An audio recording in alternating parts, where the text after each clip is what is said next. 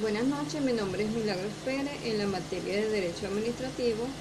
Antes de entrar a considerar el tema objeto del análisis del referente al capítulo número 2, pasado, presente y futuro, de Derecho Administrativo y Crisis y Cambio, escrito por el autor Agustín Gordillo, debiendo indicar la relación que tiene la lectura con el derecho administrativo actual y si es posible relacionarlo con la fuente del derecho administrativo.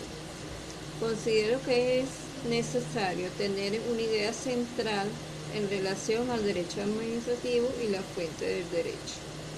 Empezando que el derecho administrativo es la rama del derecho público interno que se ocupa de la organización y funcionamiento de los órganos administrativos y del ejercicio de la función ejecutiva.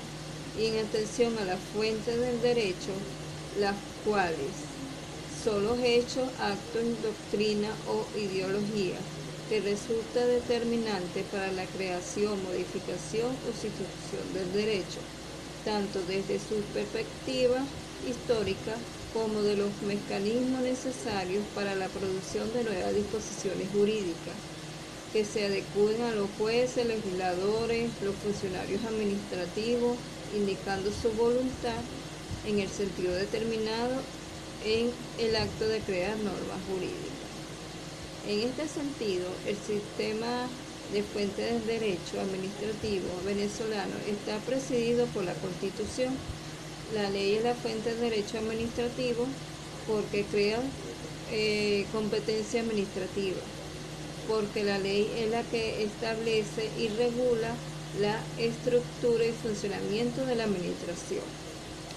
Dentro de este mismo orden de ideas, en relación al tema objeto del presente análisis, en atención a la pregunta que si la lectura tiene relación con el derecho administrativo actual, opino que sí, tiene total relación. Como dice Weber Carías, el estado de bienestar es una política que emprende el Estado enfrentando una situación de crisis. El Estado aparece como la única institución capaz de establecer los correctivos necesarios para salvar al capitalismo de su aguda crisis. El Estado social de derecho es un concepto elaborado conscientemente, pues persigue dar una dirección racional al proceso histórico programático al implicar un programa de acción y proyectivo en la medida que intenta guiar al Estado anteponiéndose y moldeando los acontecimientos en atención a una estrategia constituida en función de la realización de valores.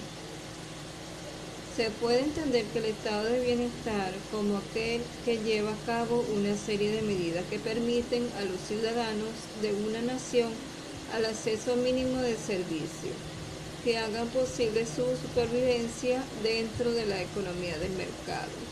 Y el estado social representa, por tanto, un determinado comportamiento del sector público en la economía que busca cubrir buena parte de las necesidades sociales, intentando paliar los fallos de la economía del mercado y propulsando una serie de actividades, medidas y normas destinadas a mejorar las condiciones de vida de los ciudadanos.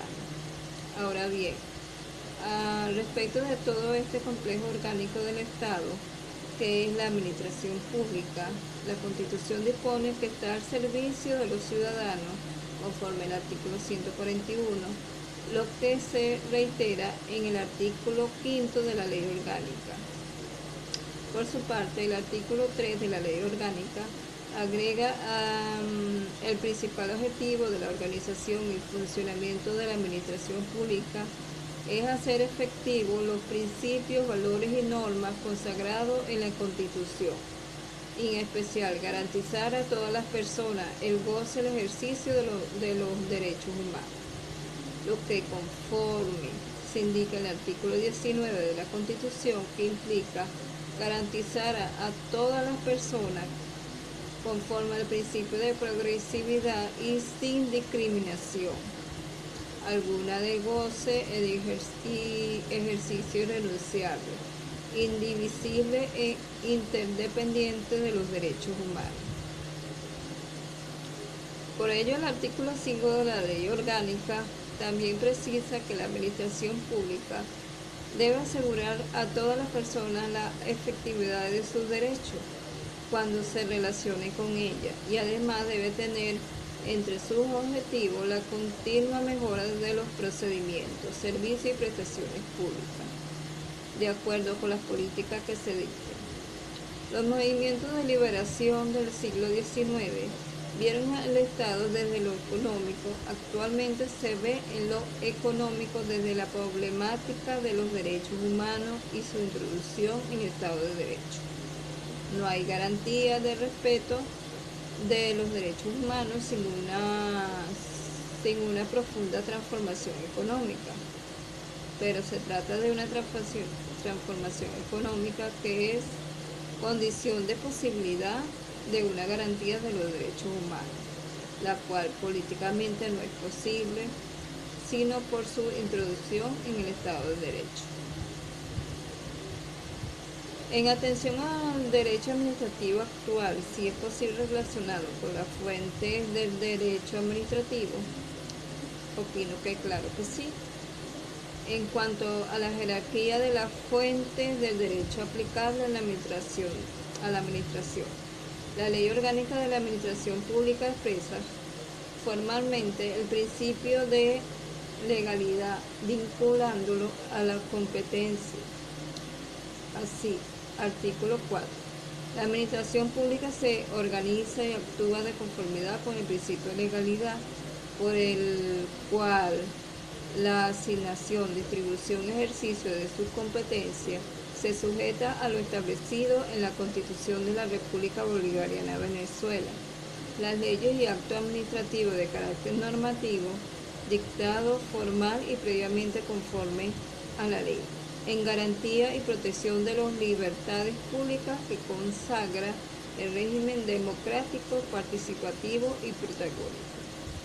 Se destaca de esta norma, como se dijo, tanto la indicación formal de la jerarquía de las fuentes de derecho, como son primero la Constitución, segundo las leyes, tercero los actos administrativos normativos, como la referencia al principio teológico de la sumisión a la ley, cuyo fin es la garantía y protección de las libertades públicas propias del régimen democrático. Las fuentes de derecho, además, para ser tales, deben hacerse dictados formal y previamente a la actividad que se regule, lo que implica la proscripción de la retroactividad de la ley.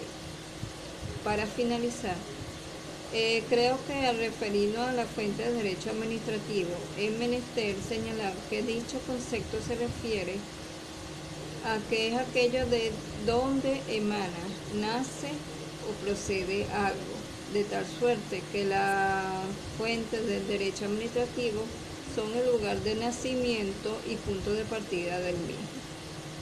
Las fuentes de derecho administrativo son los procedimientos, formas, actos o hechos y demás medios de creación e interpretación en las cuales tienen su origen los principios y leyes en general. Las fuentes mismas del derecho, como la ley, la costumbre y la jurisprudencia, todas referidas a la materia administrativa. Es todo. Buenas noches. Muchas gracias.